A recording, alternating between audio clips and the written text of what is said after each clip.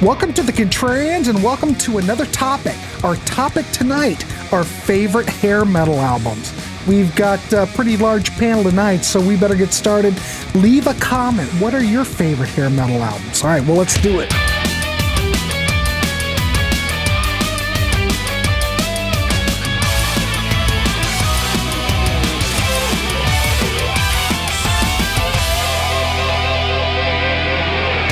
Welcome to the Contrarians, and tonight we have a pretty great topic.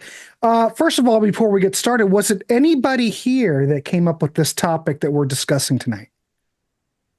I don't know where. The topic dropped from the heavens.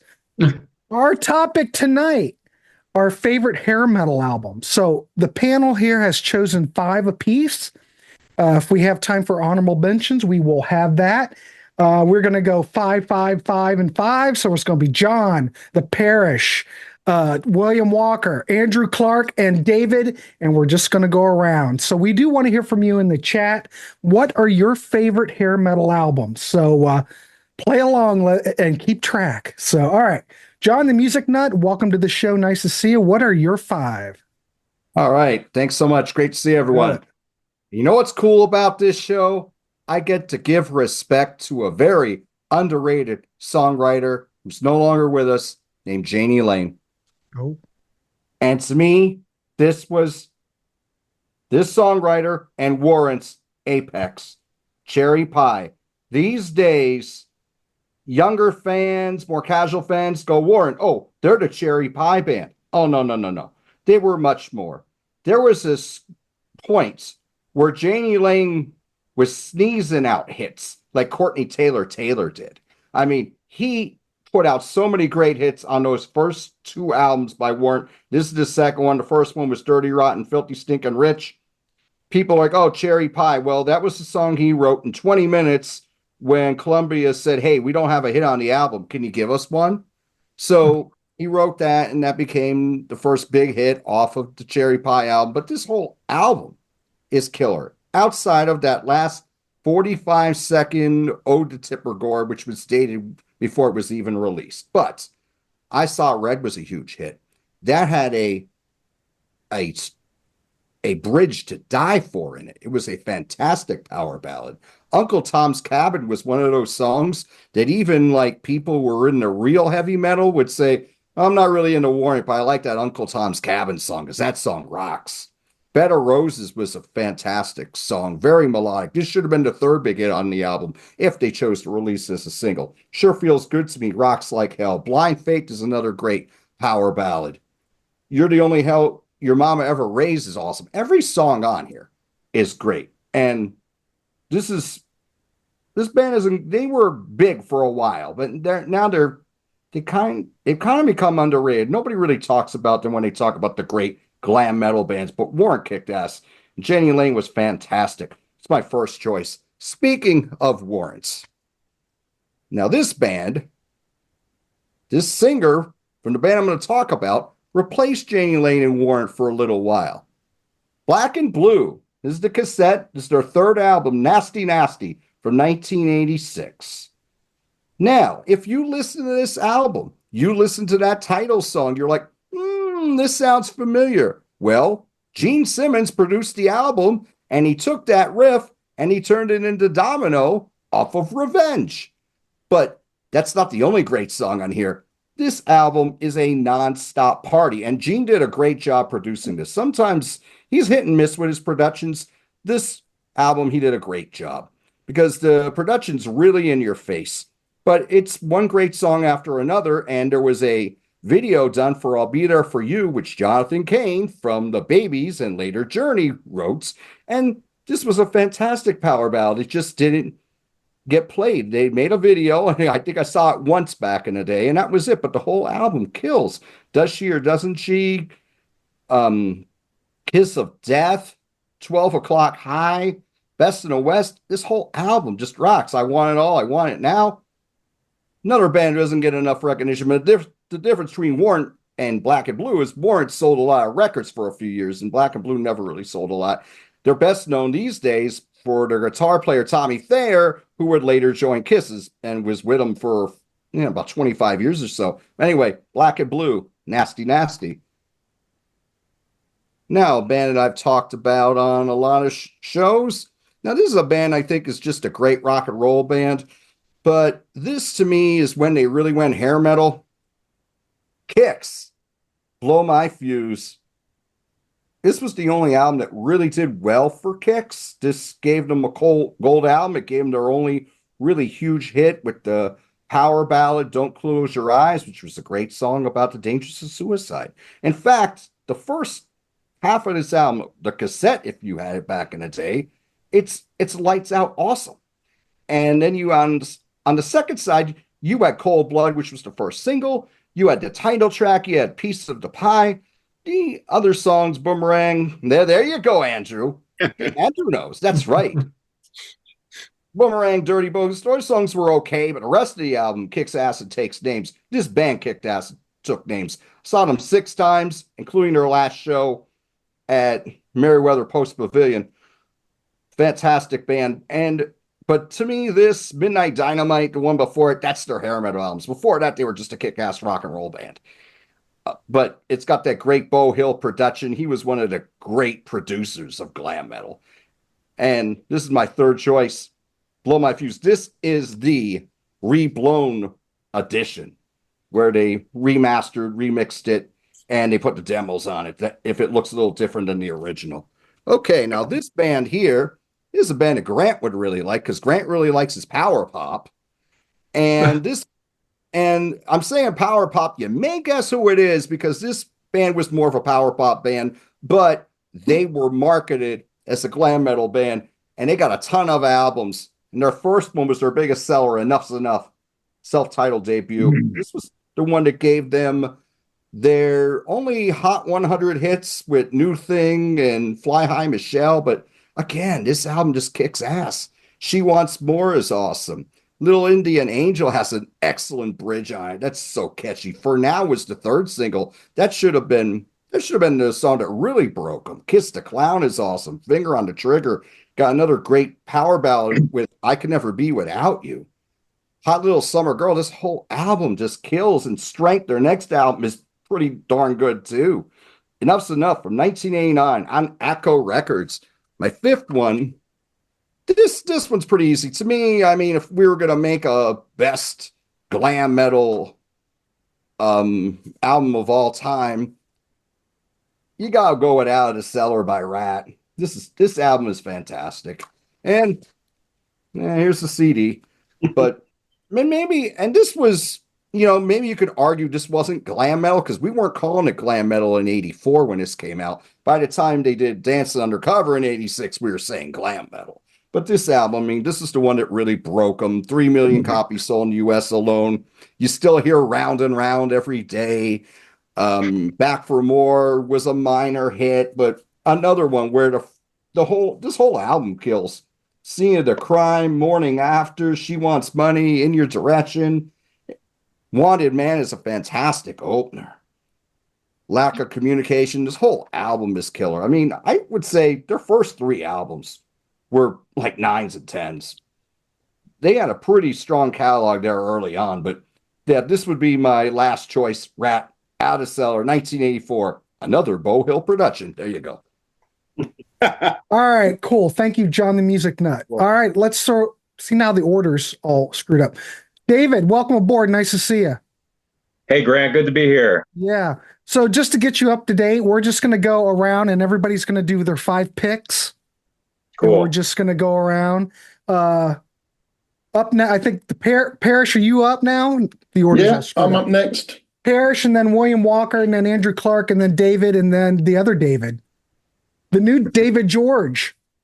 Keep it complicated. Let's keep it complicated. All right, Parish, give us your 5 picks. Okay, just before I do that, I've got a confession to make. Oh no. I am a big hair metal fan.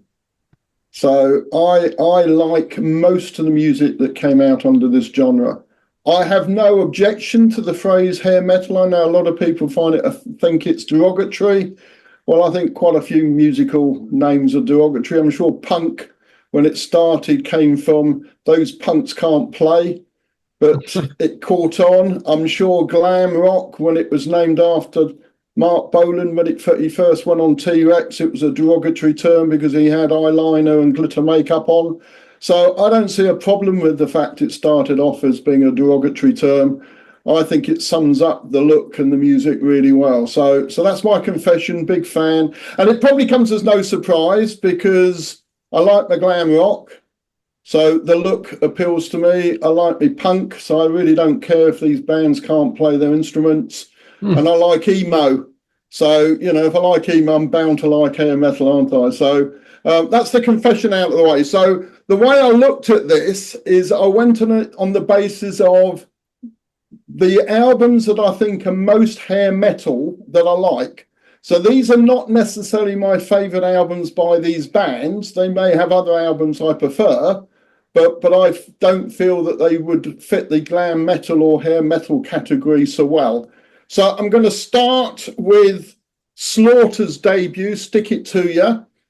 Slaughter was a band that formed in 1988. They came from Vinnie Vincent's Invasion, led by vocalist Mark Slaughter, which is where the name comes from, and bassist Dana Strum. And I just think the album's fantastic. I haven't got it with me because I've only got it on cassette, and I've tried cassettes in the past and nobody can see them, so there's not a lot of point of showing them. Well, But Parish, I'm sure I'm going to throw the graphics up anyway. So exactly. You're going to weave your magic. Don't worry about it. You'll weave your magic. So why do I like it? Well, I just think it's a kick-ass album, really. It kicks off with Eye to Eye and Burning Bridges and Up All Night, which are all three very, very fast, heavy rock songs. Fly to the Angels is a great ballad. Desperately is great. And it concludes with a song called Loaded Gun, which I think is really good. So how did it do? Well, it went double platinum, so it was quite a big seller. And got to number 18 in the US charts. I saw them live, supporting the band that I'm going to talk about as my second favourite. Back in 92, I think. They were a fantastic live band. I think they're still going. Their last album came out, their last album came out in 1999, so that was a while ago, actually. I thought it was more recent than that. But I think they're still going, looking at it on Wikipedia. So that's my first one is Stick It To Ya by Slaughter. Right, the next one I'm going to go with is actually an album that came out in 2019. So hair metal doesn't have to be restricted to the 1980s. This is a band called the New Roses that are a German band, been around for about 10 years. And they play music that sounds like it comes straight from the late 1980s, from that hair metal sound. Now they're not like Steel Panther. They're not a pastiche. They're not a spoof band. They're serious, but they're really good. And the album I'm going to pick is their fourth album, which came out in 2019, called Nothing But Wild. I think I said they started in 2018, but they didn't. They started in 2012, actually. And their third album, Nothing But Wild, came out. Really good tracks on it. Can't Stop Rock and Roll, Down by the River, Nothing But Wild. Unknown Territory, Give and Take is the last track. That's really... Oh, no, so it's not. The Glory Road's the last track, which is really good. Now, if you were to play it, you would have thought you'd heard all the songs before. They're kind of a mixture of Bon Jovi, Kiss of that era, Aerosmith of that era, Guns N' Roses, kind of all of that mixed up with a bit of a modern take on it. But I think they're a great band. I think that's a great album. And so that's my number 4, Nothing But Wild by the New Roses. My number 3 is the debut by Babylon AD. So that's a band that comes from San Francisco, was formed in 1987. This is their debut that came out in 1989. And again, just great songs, really. Like all of these, it's the songs that sell the albums to me. So it starts with Bang Go the Bell and Hammer Swings Down, which I just think are really good rock songs. The song that most people probably be familiar with is The Kid Goes Wild, which was featured in RoboCop. But Sally Dance, the last song on the album, again, is a really good way of finishing the album. they're still going. They released an album this year called Rome Wasn't Built in a Day, and I think it's nearly as good as the debut. In fact, give it another 6 months and I might actually think it's the better album. That's really good and certainly worth listening to. So that's my number 3. Right, so we're now on to albums that I do have the vinyl version on. This is my second favourite hair metal. It's Cinderella. It's Long Cold Winter. So I think that musically, I question at times whether they really are hair metal, but you can't deny it from the look. And this album is quite bluesy. The Tom Kiefer, who's the vocalist, he sounds a bit like Brian Johnson. If you can imagine Brian Johnson of AC/DC singing Bon Jovi, that's kind of what I think the sound is.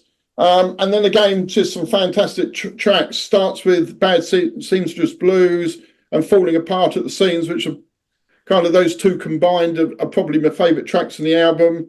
Don't Know What You've Got Till It's Gone is fantastic. The Last Mile, Long Cold Winter. So again, it's just one great album after another. One great song after another.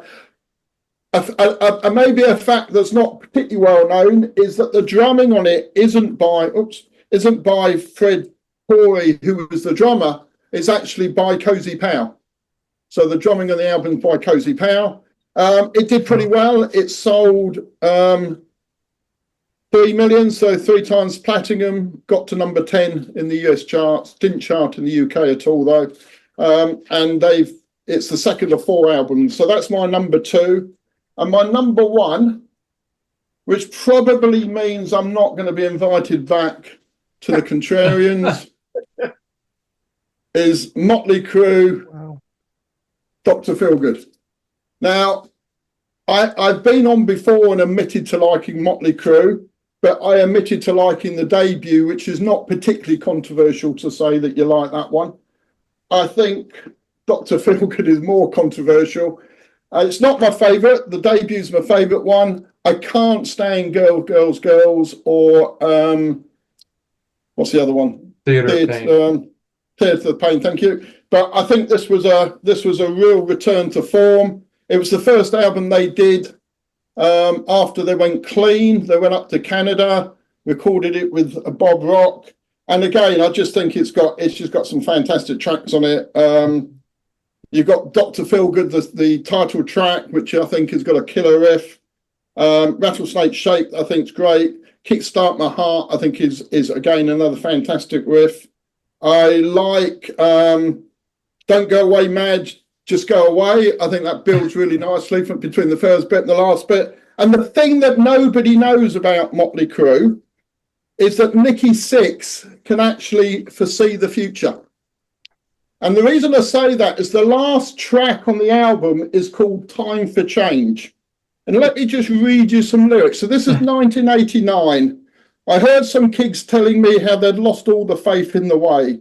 They'd been talking world peace and in the wars in the street. The lines on their faces so deep. A revolution to reach out and touch the day. We're overdue, child. It's time for change. And of course, along comes grunge and changes everything. And Motley Crue are gone and hair metal is gone. So actually they predicted the end of hair metal on the last song on this album. So there you go. Nikki Sixx obviously was a fortune teller and had the ability to see into the future. Now, the album did pretty well at the time. It got to number 1 in the US charts. It got to number 4 in the UK charts. Sold 6 million copies. And it's got pretty good backup musicians on the album as well. So you've got Steven Tyler doing backing tracks. You've got Bryan Adams doing backing tracks. You've got Jack Blades doing backing tracks. You've got Robin Zander and Rick Nielsen doing backing tracks. Now, I suspect they were all hanging around waiting for an album to be produced by Bob Rock. I reckon that was probably what was happening. But nonetheless, they all feature on the album. So that's my favourite hair metal album. I thought that those lyrics were from you too when you were reading them. Yeah, well, there you go. Deeper lyrics than you think. Yeah. All right, very good. Or maybe you two were a closet hair metal band. Who knows? I'm sure they were. Sure. All right, cool. Thanks, Parrish. Appreciate it. All right, let's throw it over to William Walker. What are your 5 picks? That is such a tough. I thought about where I could go with this, because I was like, well, I could pick my 5 favorites, and they could be really fairly obvious ones. Or I was like, or I could go the educational route, pick 5 really obscure ones, and then there's the late period, like darker, late 80s, early 90s hair metal, which is some of it's kind of famous, some of it not. And then I thought about bands that certain albums of the hair metal albums of theirs are not that well known, but they're famous bands. So I kind of went with a combination of things here. But my number 5, I'm going with what is that album called anyway? Oh, Fireworks by Bonfire, the German band. I found out about this band like a couple of years ago and wasn't too super impressed with their debut. And but the second album, I was just like, it reminds me of like Scorpions fully committed to a glam metal direction. I never thought Scorpions were glam metal, but I liked this album. I thought it was great guitar playing, great vocals all the way. And I think I was just reading about it the other day, but Sweet Obsession, probably my favorite song on the album, is co-written by Joe Lynn Turner, which is not something I was aware of. I also struggled with how to order these too, because there are so many good ones. For number 4, I went with Y&T Contagious, also from 1987. I know some people are pretty down on Y&T for stuff they did after Mean Streak because it's too glammy. But I never had a problem with it. I thought they got better with it. I thought Contagious was better than the 2 that came out before it. So I'm glad they stuck with the glam metal direction. There's not a song I don't like on Contagious. I think Contagious is a great track. And Dave Manichetti I feel like he gets to be a better guitar player with each album that you listen to. And he just sounds fantastic on that album. Interestingly, the cover does look like a certain Bon Jovi cover, doesn't it? For number 3, I went with Kingdom Come's debut, from 1988. I've been listening to a lot of Kingdom Come lately, and I know there's the derogatory comparison to Zeppelin, but I really don't care.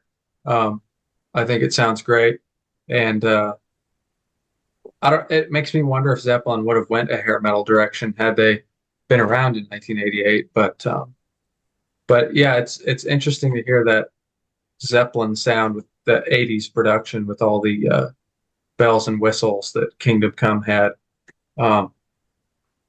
Lenny Wolf just has such an interesting voice to me. He sounds like Robert Plant combined with someone else who I can't even remember the name of. But I love that song, What Love Can Be. It's a great ballad, and Get It On is great, even though it sounds like just like Kashmir. Hideaway is a great funky, heavy song.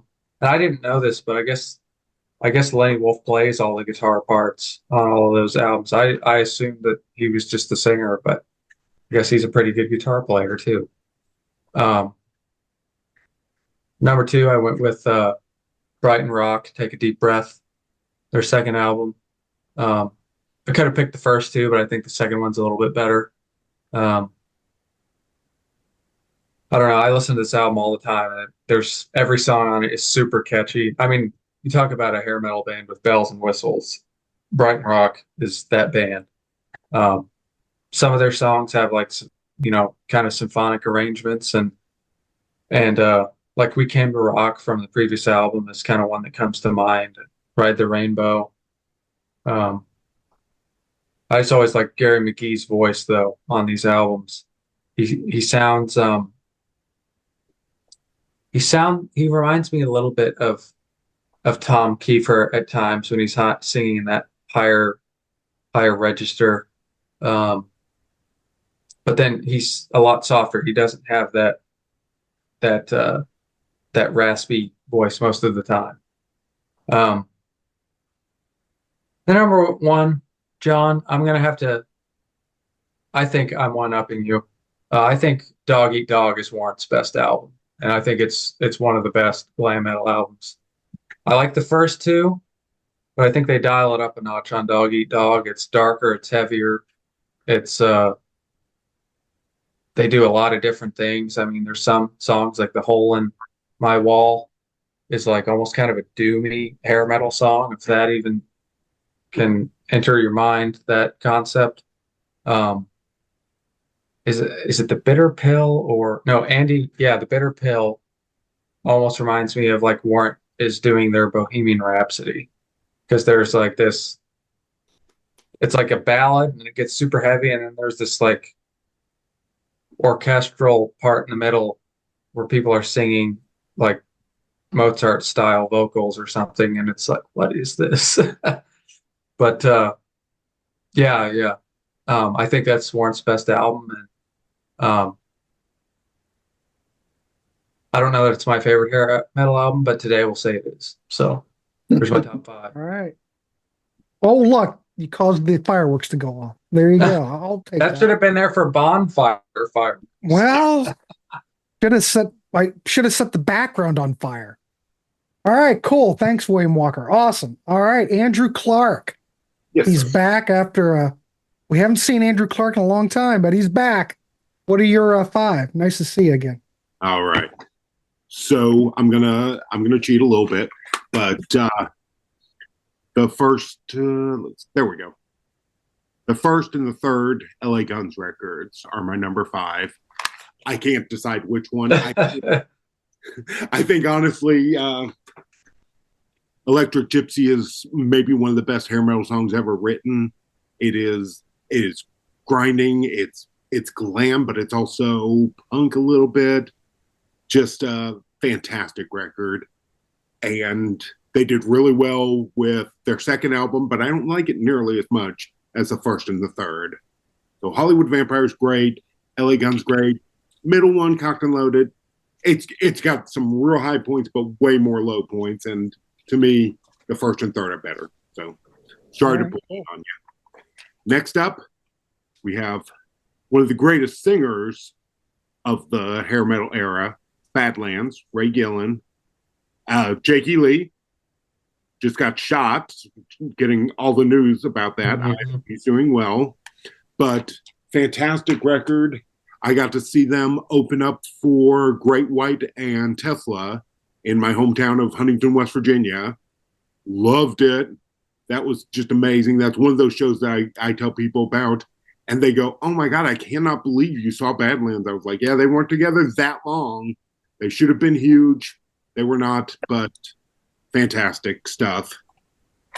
My number 3, I have at least 2 copies of this album. Mhm.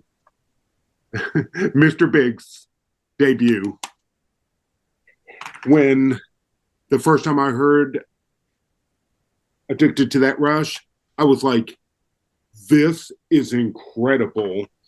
And now I listen to it on Spotify quite a bit, but there's a little different version of it where some of the vocals are re-recorded, it sounds like. I'm not sure exactly how that happened or what, but the Spotify version does not sound like my versions that I have back on cassette. So I'm glad I still kept my physical media. That was a very good call on my part. But I finally got to see them years and years later with all 4 of the guys. Incredible stuff. So much fun. And my number 2, Whitesnake. Fantastic record. David Coverdale finally getting recognition in the U.S. He should have had it all along. He should have, leaving Deep Purple should have just continued that trend in the U.S. It didn't. He was big over in Europe, but that was remedied with this album, next album. I did get to see them once, but it was years and years later. But Fantastic, fantastic record. And my number one, this has been my number one for as long as I've known what music was. Back for the Attack from Dokken. Wow. I have never seen Dokken live. Still, I have seen Don Dokken once solo. I saw him in '86 open for Dokken opened for. Wait a minute, I'm getting confused. Sammy Hagar. Nice. I don't like you as much now, Grant, but Andrew, they were great too. yeah, thanks. They really were great. I have seen Lynch Bob. I have seen Don Dokken solo, but I've never seen the full band. I did Wild Mick Brown once in the Sky Harbor Airport in Phoenix. He walked past me. I went, my wife's like, what? I'm like, I think that was Wild Mick Brown. I'm 99% sure it was. He was carrying cymbals, so I'm sure he was heading off to something. That's a pretty good sign. Yeah. I'm like, that's got to be him. It looks like him. But that's my top 5 hair metal for today. The top 2 are set in stone, but the rest of them could definitely change a lot. Anyway, All right. that's my take. Oh, excellent. Yeah. 86. So 86 would have been what tour? Under Lock and Key. Lock and Key. Just to rub it in, Andrew Clark. All right, let's throw it up to David. David, you ready to go? You got your 5? I'm ready. Okay. Oh, sorry, I think David. the Oh, yeah, other we one, got 2 Davids. We got 2. Yeah, so I approach it a little different than Parish, I think, and for some reason, I think the term hair metal annoys me a little bit because it's sort of my foundation, and I find that it's sort of been, kind of morphed into a negative term, and I think it doesn't. And if it wasn't such a negative thing, I wouldn't have such a problem with it. But I think at least most of the folks that I've talked to that use that term, not everybody, but certainly not the people on this panel, but use it to, sort of, marginalize the whole decade of hard rock and kind of say that is all flash, all visual and no substance. And there's, and I think that that's where I get all twisted up. So I think that, to me, I don't know what hair metal is, but I know that when I'm thinking about it, 80s rock and metal, there's certainly sub genres, right? I mean, I think I look at it more as a family tree, right? So I got my hard rock and metal, and I've got my glam stuff, the Poison and the Warrens that really lean into the glam. You've got your sleazier stuff, your LA Guns and your Junkyards. There's kind of prog metal with your Queensryches and your Fates Warning. The ones that lean more blues, like Great White and Badlands and Cinderella and Tangier. And I think the interesting thing, someone brought up Cinderella, is you bring up Cinderella and we're going, they're not hair metal. I'm like, well, they toured with Bon Jovi and all. It's really leaned into the scene, and maybe they don't sound the same as Poison, but to me, it all sort of is from the same cauldron, and it's in just different. They're different bands, different sounds, different sonically, but kind of all fits into the same larger soup, if you will, right? You got your OGs, which is kind of your Rats, your Quiet Riot, Wasp, Dokken, and then the whole list of your 70s ones that have reinvented themselves, right, as hair metal bands, like Whitesnake and Kiss and Aerosmith, right? And I think what differed really from mediocre success and big success was how big of a power ballad did they have, right? The success of the power ballad, made the difference between a Kicks versus an Aerosmith or whatever, because bigger power ballad, more sales, right? So I'll start with this band. I'm going to start with White Lion and Pride, probably one that most people would put in hair metal. So none of the people watching this are yelling at that's not hair metal. So this one probably universally, but I think that overall, I think that a band that sort of came in later in the scene, kind of in the same, like a Warrant or a Winger that kind of started a little bit later. So by the time they were really hitting their stride, the sea had changed, right? But I think Pride was their first full-length record on a major label. They had the Fight to Survive record before that. But I think what I like about White Lion is the musicianship is top-notch, and the songwriting isn't all about the same kind of stuff. I mean, there's, When the Children Cry and things, they were writing about, Mike Tramp was writing about more serious topics, right? It wasn't just the typical sort of stuff, girls and sex, drugs, and rock and roll, which is fine. Totally dig it. But I think that, White Lion gets marginalized quite a bit, because of, Mike Tramp's Pretty. But I think they're a really good band, and I think they don't get the credit that they deserve. And I think Pride is a really good record front to back. I think the fourth record, or their last record, really, before the breakup, Main Attraction, is a strong record. But by the time that thing came out in '91, we're at the end, right? Which is the same kind of thing that an album like Dog Eat Dog suffered from. Right when Warren's hitting their stride, no one gives a shit anymore. So my second album is Skid Row, their debut. Again, there's probably a lot of people that are watching yelling, they're not hair metal. Okay, they fall into the more, they're not glam, but certainly another Bon Jovi discovery. They tour with Bon Jovi.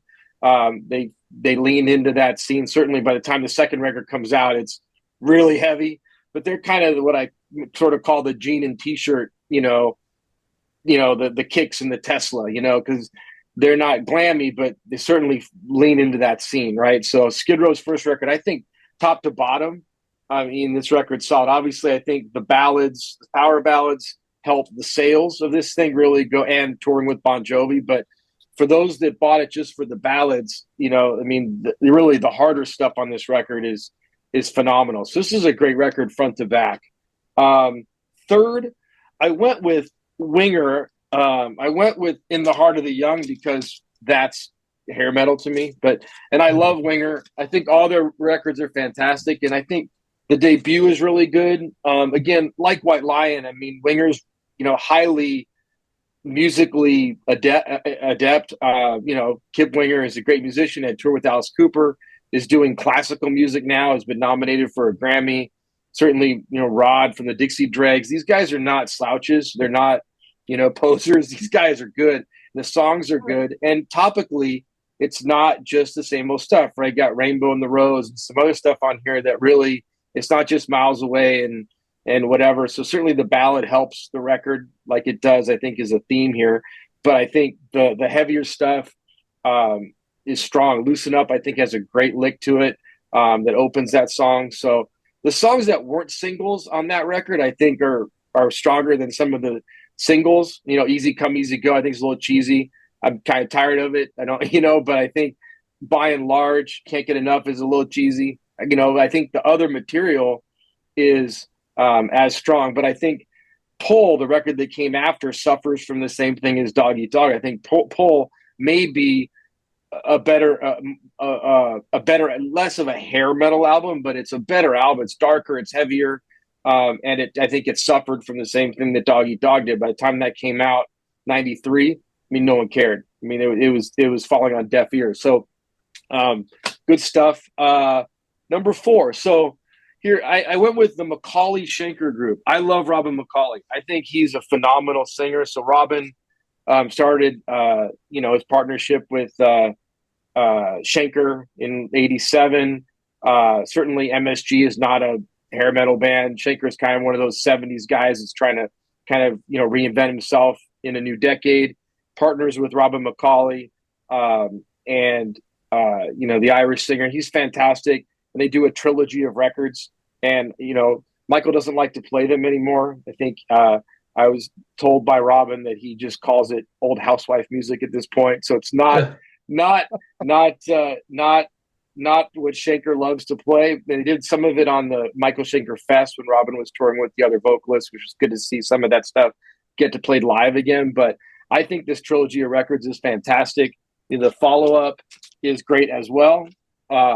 So if this sort of fell between the cracks for you, I think, and you like this style of music, this is the debut called Perfect Timing, but there's a trilogy of records that Robin sang on there, and then there were a couple like acoustic record and a live acoustic record toward the end. But the three main studio records I think are definitely worth checking out. And lastly, sort of a retread here, I had Badlands as well. Maybe one of my favorite records of all time, not just one of my favorite hair metal records. I think, again, a band that really bluesy. You know, I saw them open for Cinderella, and there's probably people yelling, "Not a hair band," but I love Badlands, and I think that song, this album front to back, is again phenomenal. Should have been a much bigger record. I saw them play, I said, with Cinderella, and the opener was actually this band, Tangier. And if you haven't checked them out, if you like Badlands, you'll like Tangier. They're awesome too. Also a Philadelphia band. So sorry, that's like 8, so I'll stop. So anyway, sorry about that. I got going. No, you're all right. That Tangier album, I think they brought that out on Rock Candy. I think you can get. They did. You can. I haven't heard it though, but it must be fairly obscure because I don't remember it from back in the day. If you like Badlands and Cinderella, then you'll like Tangier. It's bluesy, hard rock. All right, cool. Excellent. I was hoping you were going to classify Poison, but you never mentioned Poison. I did not. I didn't know where you were going to put them. Oh, well, I feel like Poison and Warren, White Lion, they find in the glam, sort of my glam bucket. They're, so I think when someone says hair metal, I mean, what visual do you get? You get, the Poison record, they're right? glammy. I think most people, when you say the word hair metal, they see this and that's what they think of, right? But I figured somebody else would come up with that one. Well, you never know. All right, thanks, David. All right, to the other David. David, what are your 5 picks? All right, everyone. It's great to be here. Thanks for having me. I'm not going in order of my actual favorites. I'm just going to do like a chronological list. And a couple are real favorites and a couple are more newer discoveries that I wanted to talk about. So I'm going to start with Wasp, the debut album, 1984. I was actually shocked to hear a conversation between Pete Pardo and Martin Popoff on Sea of Tranquility from about 3 years ago, where Pete expressed his annoyance that this album and this band have attained legendary status over the years. And Martin actually mentioned the racket made by Tony Richards, which is a term that he often uses to describe one of my favorite drummers, Cozy Powell. So Tony Richards is a fantastic drummer. He is phenomenal on this record. Animal, the first song on the re-release, was removed from the album. You've got sex, drugs, and rock and roll here, but Wasp became notorious for sex, profanity, and occult content. They really hit the trifecta here. And so Animal is extremely catchy. It's infectious. I love it. I sing it aloud at work sometimes, and I haven't gotten in trouble yet.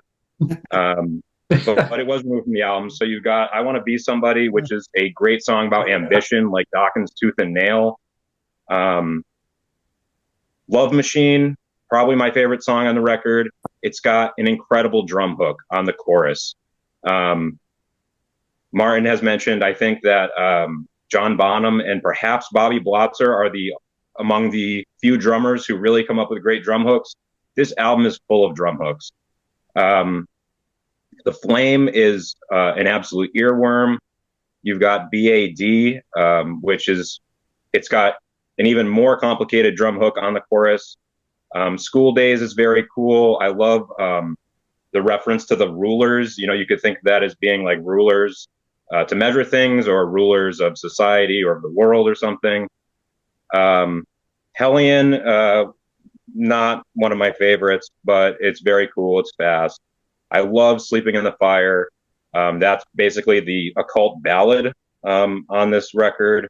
On Your Knees is very good. It's like a cool Judas Priest song. Maybe my favorite song is Tormentor. It's so cool. I love how the last word of the verse is the first word of the chorus, and the last syllable of that word, Tormentor, it goes right into the first syllable of the word tormentor in the chorus. It's really cool. The Torture Never Stops, also very cool, and Show No Mercy is another favorite. I think that they could have very easily rewritten lyrics, toned down their image to achieve greater commercial appeal, and they chose not to do that, which is very cool. So my next choice is going to be Queensryche, The Warning. This is one of my favorite albums of all time.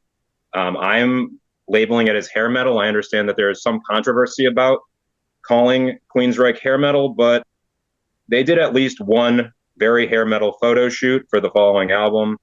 And although they don't embrace the bright colors, or they don't have like a color-coded thing for all of the band members like Dokken would have, and Kiss had previously, they do a lot of black and white things. They have some puffy shirts, cowboy boots, those sorts of things. I'm not as focused on the image. Obviously, there's the prog element, but it's not terribly proggy. So Warning and Enforza are both great songs, but for me, the album really kicks off with Deliverance. Everything after that is basically a favorite. I love Deliverance. No Sanctuary is really cool. There's lyrics about charms and spells, perhaps a reference to Ronnie James Dio, like Kill the King and Neon Nights. NM156 is fantastic with the strong sci-fi theme and that extremely catchy chorus. Take Hold of the Flame is amazing. That's a great ballad. But in true Queensryche fashion, it is a political or a social ballad rather than a love song. Before the Storm is my favorite on the album. I was surprised that this tour is the first time that they've ever played Before the Storm live. It is extremely cool. I love Eddie Jackson's bass on the chorus. And then it transitions to Child of Fire, which is also cool. And Roads to Madness is a phenomenal 9-minute plus closer, which is also not really that hair metal, but I'm calling it hair metal. I love it. Next, I'm going to go to 1985 and Icon, Night of the Crime. I really like Icon's debut from 1984, self-titled. But this one is just really a special album. And it's produced by Eddie Kramer, engineered also by Eddie Kramer, and you have Ron Nevison doing some mixing. A lot of songwriting by Bob Halligan Jr., who did Take These Chains and Some Heads Are Gonna Roll by Judas Priest. This is such a cool album. It's heavy at times, but also very poppy, very new wavy. It's interesting how the first 3 songs on each side are written by Halligan with some help from some of the band members in some cases. And then you have 2 songs closing out each side, which are just written by the band members, except for Rock My Radio, which is an awesome anthem, which is also written by Mike Varney, who produced the Wasp self-titled debut with Blackie Lawless. My favorite song on that one is going to be Raise the Hammer. That's really cool. But there are a lot of great tracks like Out for Blood, and as I mentioned, Rock My Radio is just really cool. It's sort of a sequel to I Wanna Rock, I would think. The lyric I Wanna Rock is actually included right before Rock My Radio. So moving on, I would like to talk about Q5, When the Mirror Cracks. This is a very similar situation to Icon, where you have a straight ahead metal album in 84, followed by a much poppier follow-up in 85.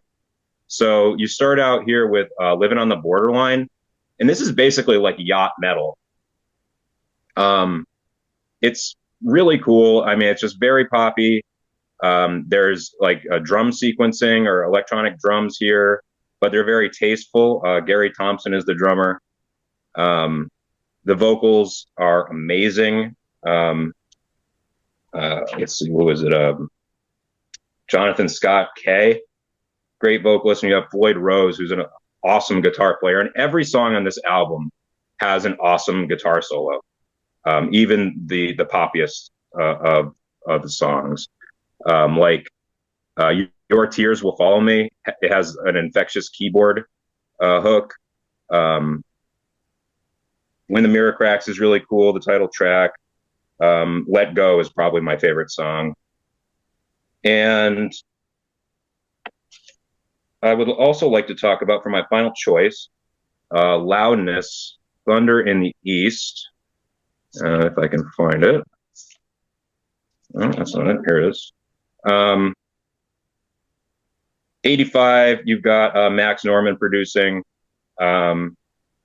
Crazy Nights is an awesome party anthem. I love how it sort of sneaks into the chorus. And I also like how they sort of address the audience as if the song is just made for live performance. You are the heroes tonight. Like Hell is really cool. Sort of reminds me a little bit of Scorpions' Blackout. Heavy Chains is another favorite. It starts off almost ballady, but then it goes into this really cool, like, slow gallop. And there's a lot of sort of tempo changes throughout this album that are really awesome. We Could Be Together is a little bit poppy, but it's also pretty heavy.